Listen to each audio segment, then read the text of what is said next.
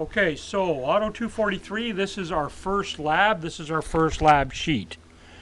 Okay, so what are we going to do today? We are going to talk about drivability concerns and symptoms.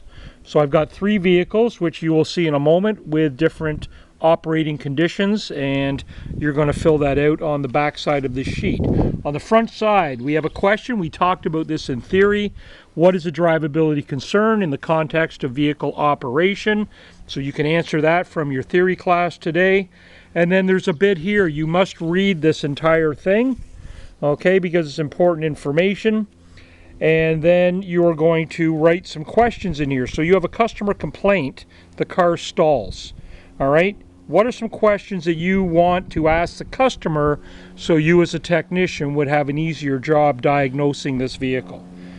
All right, so as a technician, what would you like to see written on the repair order for this vehicle concern? Please write your answer here. Okay, and there's a couple of other questions that relate to that. On the back side of this sheet, all right, we have a chart. So there's 3 vehicles, vehicles A, B, and C. The symptom that you observe while this thing is running, and a description of each symptom.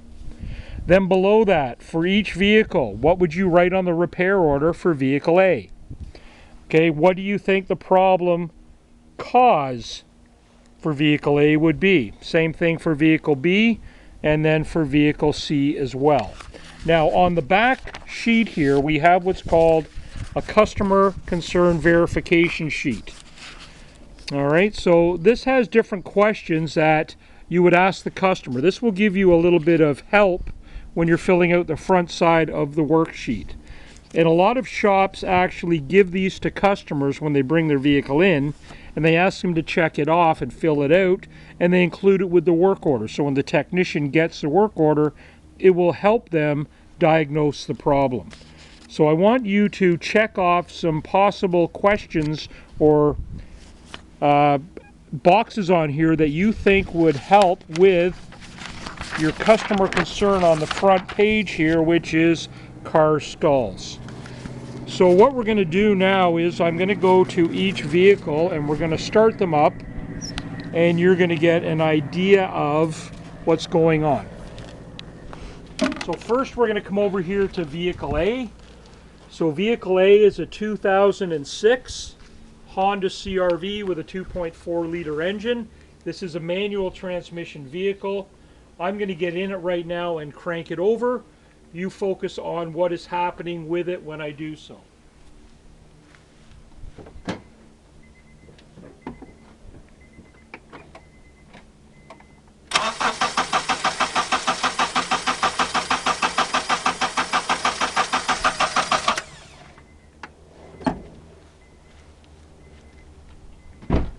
Okay, so obviously this vehicle does not start. All right, so let's go over to vehicle B here.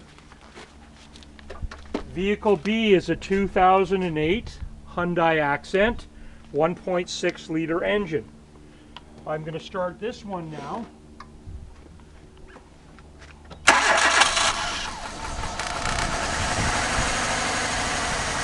All right, so we can see this one is not a happy camper. All right, so make sure that we get a good close image of that. They can see the roughness of it. Okay, so obviously this car runs rough at idle.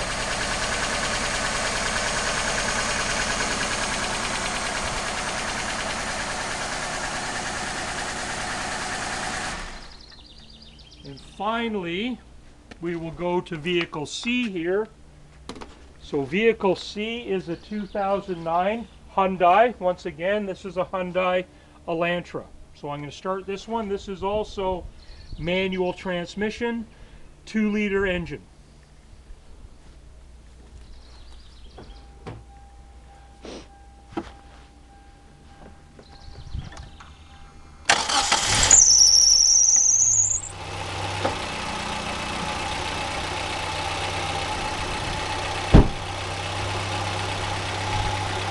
Okay, so the customer complaint with this one is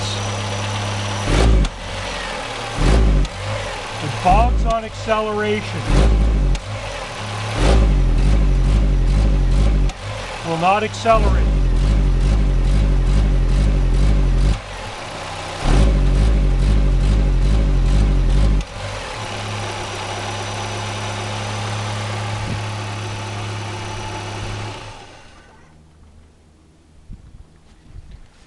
So that is our 3 different vehicles for worksheet 1.